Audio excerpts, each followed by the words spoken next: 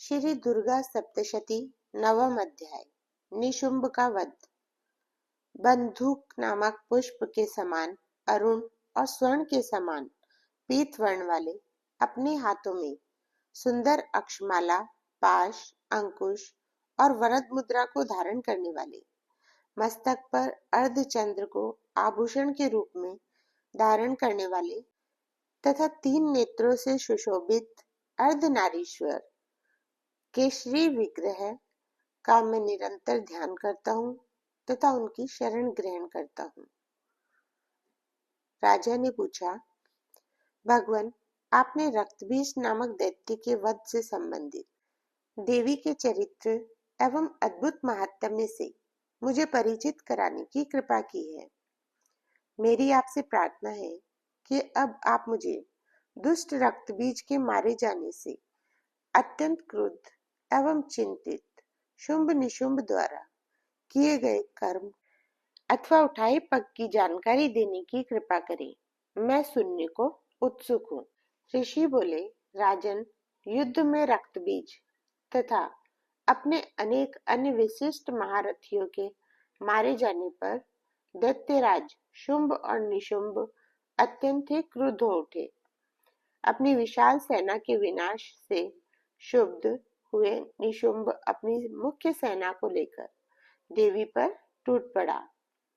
निशुंभ की सहायता के लिए उसके आगे पीछे तथा दाएं बाएं अनेक प्रमुख एवं बलवान असुर खड़े थे, जो क्रोध से अपने होठ चबाते हुए देवी को खा जाने के लिए आकुल आतुर हो रहे थे। इधर पराक्रमी क्रोध से तमतमाता हुआ शुंभ ही अपनी प्रधान सेना को लेकर मात्र गणों से युद्ध करने तथा चंडी का वध करने के लिए रणभूमि में आ पहुंचा। उस समय शुंभ और निशुंभ का देवी के साथ भीषण युद्ध छिड़ गया। वे दोनों दैत्य मेघों की वर्षा के समान देवी पर अपने बाणों की बौछार करने लगे। देवी चंडिका ने अपने बाणों से न केवल शुंभ द्वारा छोड़े गए बाणों को काट डाला, अपितु अपने बाणों की वर्षा से दुष्ट दैत्यों पर प्रहार करते हुए उनके अंगों को घायल करके उन्हें व्यथित भी कर दिया।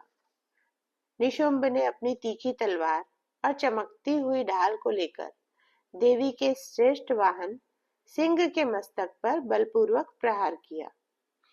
अपने वाहन सिंह पर चोट होते देखकर देवी ने तत्काल अपने शस्त्र से निशुंभ की उत्कृष्ट तलवार को तथा 8 चांदों से जड़ी उसकी ढाल को खंड खंड कर दिया। अपनी तलवार और ढाल के कट जाने पर निशुंभ ने देवी पर शक्ति फेंकी। देवी ने अपने चक्र से अपनी ओर आती उस शक्ति के भी 2 टुकड़े कर डाले। अपने शस्त्रों को व्यर्थ जाता देखकर क्रुद्ध हुए निशुंभ दानव ने शूल को हाथ में पकड़ा और देवी पर लक्ष्य संधान किया। देवी ने अपने समीप आए उस शूल को भी अपना मुक्का मारकर उसका चूरा बना दिया। इस पर क्रुद्ध दैत्य निशुंभ ने अपनी गदा को घुमाते हुए वेग से देवी की ओर फेंका। देवी ने अपने त्रिशूल से उस गदा को भी टुकड़े टुकड़े करके रख दिया। इसके पश्चात फरसा हाथ में लेकर दैत्यराज निशुंभ को अपनी ओर आता देखकर देवी ने बाणों की वर्षा करके उस दुष्ट को घायल करते हुए धरती पर गिरा दिया।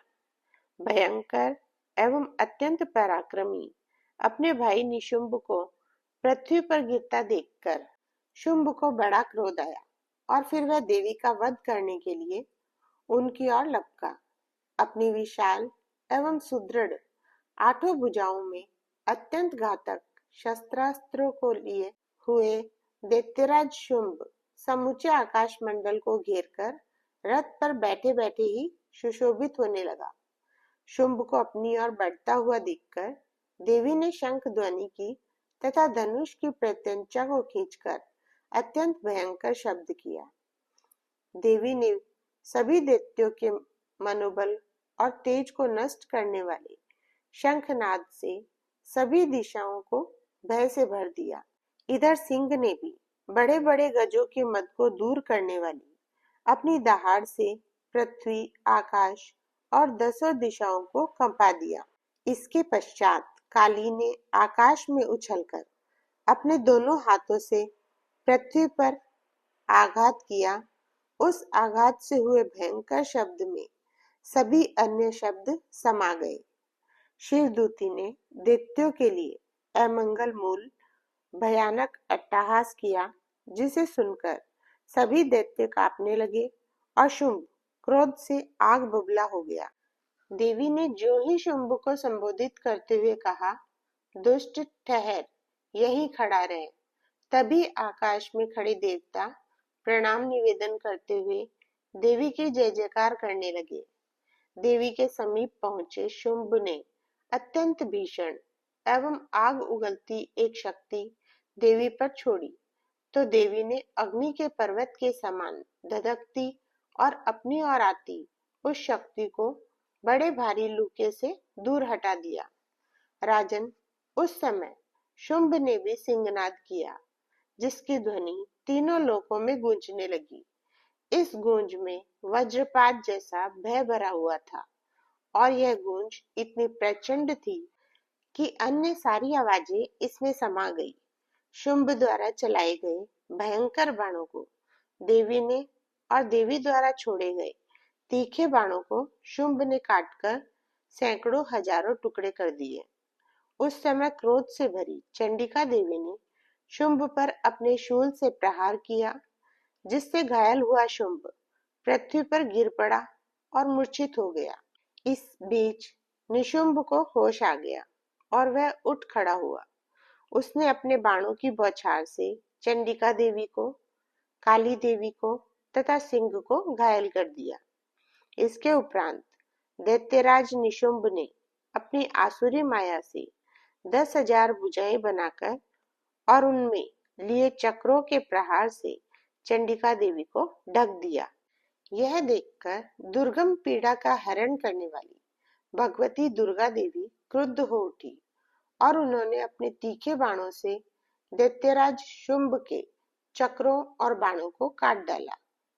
अपने प्रहार को व्यर्थ जाता देखकर शुंभ हाथ में गदा को लेकर और अपनी सेना को अपना अनुसरण करने को कहकर देवी का वध करने के लिए वेग से उधर दौड़ा। देवी ने हाथ में गदा को लिए शुंभ को अपनी ओर लपकता देखकर तीखी धार वाली तलवार से उसकी गदा को काट डाला।